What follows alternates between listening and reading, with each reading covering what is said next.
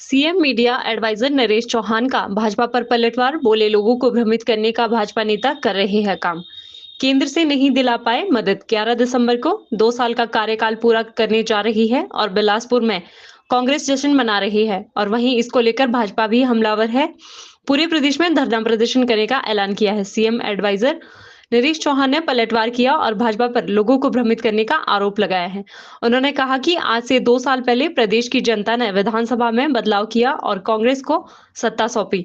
11 दिसंबर को मुख्यमंत्री सुखविंदर सिंह सुक्खू के नेतृत्व में सरकार बनी और सरकार के सामने बड़ी चुनौतियां थी। आर्थिक चुनौती के बाद प्राकृतिक आपदा की चुनौती थी और बाद में राजनीतिक आपदा आई और भाजपा द्वारा षड्यंत्र रचकर प्रदेश की सरकार गिराने का प्रयास किया गया, लेकिन भाजपा इसमें फेल रही। मुख्यमंत्री सुखविंदर सिंह सुक्खू ने प्रदेश की आर्थिक व्यवस्था को सुधारने के लिए रोड मैप तैयार किए और पहले ही वर्ष में 2200 करोड़ का अतिरिक्त रेवेन्यू जुटाया गया। देखिए, हिमाचल प्रदेश के लोगों ने विधानसभा में बदलाव किया और कांग्रेस पार्टी की सरकार 2 साल पहले हिमाचल में बने और 11 दिसंबर को माननीय ठाकुर सुखविंदर सिंह सुक्खू जी ने चीफ मिनिस्टर की ओथ ली और 2 साल का जो कार्यकाल हमारा 11 दिसंबर को पूरा होने जा रहा है। इस सरकार में 2 साल में बहुत सारे चैलेंजेस भी थे। उन चैलेंजेस के बावजूद, चाहे आप आर्थिक चैलेंजेस की बात करें, अर्थव्यवस्था की बात करें या प्राकृतिक आपदा की चैलेंज था सामने, वो भी एक दूसरा बड़ा चैलेंज था। उसके बाद तीसरा बड़ा चैलेंज था जिस प्रकार से एक राजनीतिक आपदा हिमाचल प्रदेश पे आई, एक लोगों द्वारा चुनी गई सरकार को गिराने का प्रयास भाजपा द्वारा किया गया, वो फेल हुआ हिमाचल प्रदेश के लोगों के आशीर्वाद से। तो ये इस तरह की चुनौतियों के बाद 2 वर्ष का जो कार्यकाल हमारी सरकार का रहा, बहुत उपलब्धियों वाला रहा। इन चुनौतियों से भी पार पाया तीनों, और उसके बावजूद आज जो अर्थव्यवस्था है, हमारी आर्थिक स्थिति है, बड़ी तेज़ी से जो है इम्प्रूव कर रही है। यह मैं समझता हूँ बहुत बड़ी ये जो चुनौती थी, खाली खजाने से प्रदेश को चलाना और विकास को आगे बढ़ाना, इसको लेके माननीय मुख्यमंत्री जी ने जो रोड मैप तैयार किया था, आज मैं समझता हूँ उसमें हमारे प्रदेश की जो पटरी पे गाड़ी चल रही है और तेज़ी से आगे दौड़ रही है। पहले वर्ष में 2200 करोड़ रुपए का एक्स्ट्रा रेवेन्यू जनरेट करके प्रदेश के विकास पे और उन लोगों के लिए योजनाएं बनाई जिनके बारे में कभी किसी ने नहीं सोचा। विपक्ष की बात करें, 5 साल का पिछला कार्यकाल जयराम जी की सरकार का गैर विज़न की सरकार रही, कोई उपलब्धियां नहीं हैं। मैं उनसे पूछता हूं कि वो अपने 5 वर्षों की 5 बड़ी उपलब्धियां बता सकते हैं, प्रदेश के सामने रख सकते हैं कि क्या उनका विज़न था उनकी सरकार का, क्या उन्होंने ऐसे फैसले लिए जिससे प्रदेश की आर्थिक स्थिति को ठीक किया जा सकता था। केवल जब चुनाव आया उससे पहले 900 ऐसे इंस्टीट्यूट्स खोलने की घोषणा और नोटिफिकेशन कर दी जिसके लिए पैसे का कोई इंतज़ाम नहीं था, स्टाफ का कोई इंतज़ाम नहीं था, इंफ्रास्ट्रक्चर कहीं नहीं था।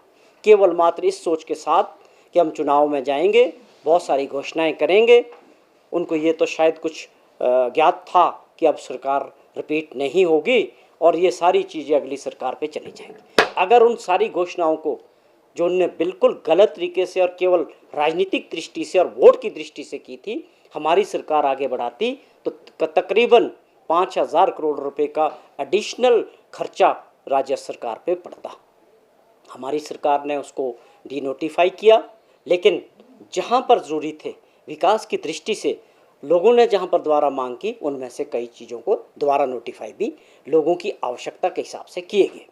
तो वो सरकार क्या चैलेंज करेगी हमारे 2 साल के कार्यकाल की। हमारी बहुत उपलब्धियां हैं।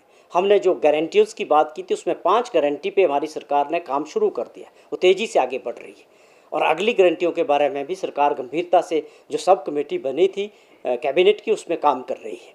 तो ये औपचारिकता है विपक्ष की, केवल लोगों को भ्रमित करना। आपको अगर कुछ गवर्नर साहब के पास जाना है या कुछ कहना है तो आप इस बारे में बात करें कि क्यों आपने हिमाचल प्रदेश के लोकतंत्र का और लोगों के मतों का जो है मजाक उड़ाया, क्यों आप सरकार चुनी हुई लोगों द्वारा बार बार उसको कमज़ोर करना और गिराने का प्रयास किया। इसके जवाब देने चाहिए, जयराम जी को भी देने चाहिए और भाजपा को भी देने चाहिए कि क्या आपकी लोकतंत्र के प्रति, लोगों के प्रति यही एक समझ है कि लोगों द्वारा चुनी गई सरकार को आप कमज़ोर करना चाहते हैं।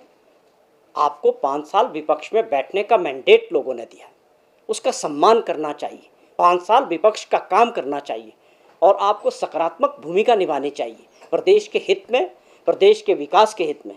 अगर जो बड़े कदम हमारी सरकार ने 2 वर्षों में उठाए हैं, बड़े रेवोल्यूशनरी फैसले हो रहे हैं। आप समझें ग्रीन हिमाचल की बात कर रहे हैं, आप समझें सोलर एनर्जी की तरफ जाने की बात हो रही है, और बहुत सारे ऐसे फैसले हो रहे हैं जिससे प्रदेश अगले 3-4 सालों में बहुत तेज़ी से आगे बढ़ेगा। और प्रदेश जो भारत सरकार पर निर्भर करता है, उस मैं समझता हूँ उस परिस्थितियों से भी आगे बढ़ेंगे। ये जो सोच है, प्रदेश को आर्थिक स्थिति से मजबूत करना, विकास की दृष्टि से मजबूत करना, बड़े फैसले लेना जो कई वर्षों से नहीं हो रहे थे, ये हमारी सरकार और माननीय मुख्यमंत्री करने जा रहे हैं। और 2 वर्ष का कार्यकाल हमारा उपलब्धियों भरा रहा है, और इसके लिए हमने 11 तारीख को बिलासपुर जिला में एक बड़ी जनसभा, जिसमें कई हज़ारों की संख्या में प्रदेशवासी, कांग्रेस के कार्यकर्ता, कांग्रेस के नेता और पार्टी हाईकमान से हमारे जो नेता हैं वो भी पार्टिसिपेट करेंगे।